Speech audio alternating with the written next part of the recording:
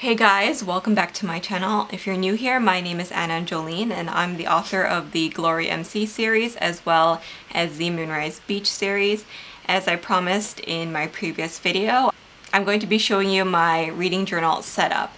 So before I show you what's inside my reading journal, I wanted to give you a little bit of background of what exactly I do. So in addition to being an author and working as an assistant to other authors, I am also a book blogger and book reviewer. So the blogs that I write for are Under the Covers book blog as well as Fresh Fiction. Under the Covers book blog is the one that I do with a couple of other girls. And that one we've been actually doing for 9 years. So we celebrated our 9-year anniversary last month. So if you are unfamiliar with that blog, there are 4 of us and we all review books of different genres. So anything from urban fantasy, romance, mysteries, thrillers, historicals, young adult, LGBT books, all fiction books. So I encourage you to check out our blog Under the Covers, bookblog.com, or you can also check out our booktube channel here on YouTube, and I will leave a link for that as well.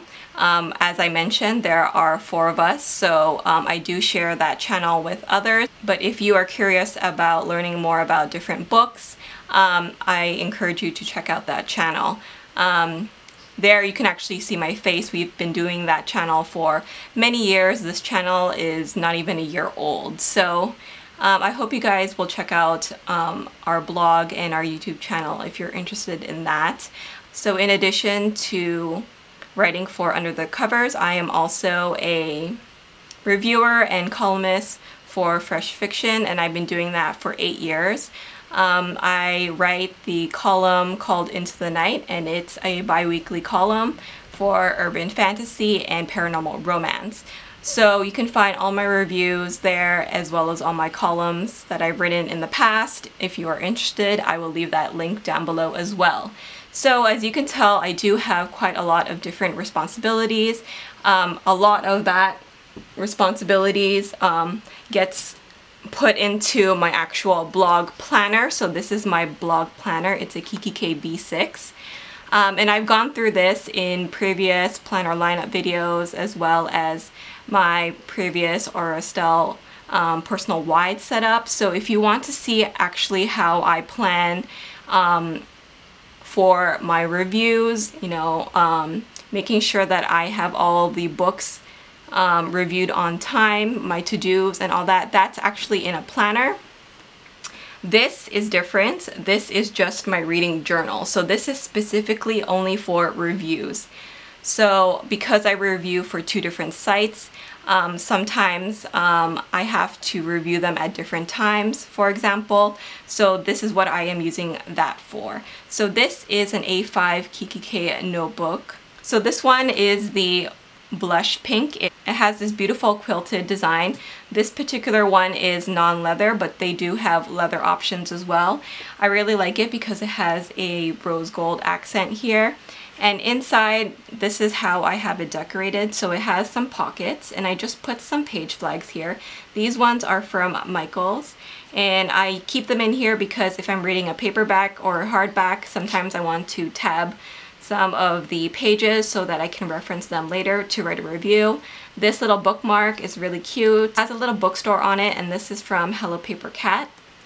This cute postcard is from Lovely Mine, and she's at a cafe reading, so I thought it was pretty apt to have in here. And in here I do have some B6 notepads, and this is where I keep a list of all our tags that we have on our blog. So whenever I am reviewing a book, I will go through this list to see if any of these tags are relevant for the book, and then I will make note of it inside. So this notebook here is just a plain lined notebook, and this came with the notebook cover, and that's what I'm using as my reading journal. This clip here at the top is a new one that I just received, and it's a little crescent moon. and that's from Sweet Paper Bliss. And then I just have a Kikki.K pen here. So on the very first page here, I intentionally kept it blank because I plan on using this as an index. In retrospect now, I think I would have given myself 2 pages because there are 160 pages in this notebook. I thought that I may not have enough space, but I can always divide this in 2 and then kind of use them as columns. So I have that first page ready here like that. And then this is how I have my reading journal set up. So in the beginning here, you do have a place for the subject and also the date. So I'm just dating it whenever I finish the book. But instead of writing the title of the book on the subject area, that's where I am keeping track of the genre of the book. So for this particular book here, it's a romantic suspense book. And then at the bottom, that's where I will start writing the details about the book. So I have the title, the author's name, the series number. So if the book is part of a series, I will write that in, as well as the star rating. I do bullet points where I just write bulleted points of what I want to mention in my review. So it's things like the character development, the themes and tones of the story, the writing, the pacing, everything like that gets written in here and what my opinions are on that. So I kind of divide it with what I like about the book in the beginning, as well as what maybe I didn't like so much about the book.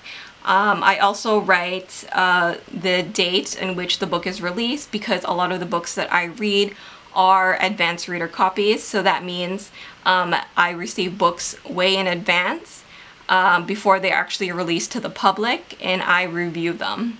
So I need to keep a tab on the release dates so that I know that I have this review posted for that release date.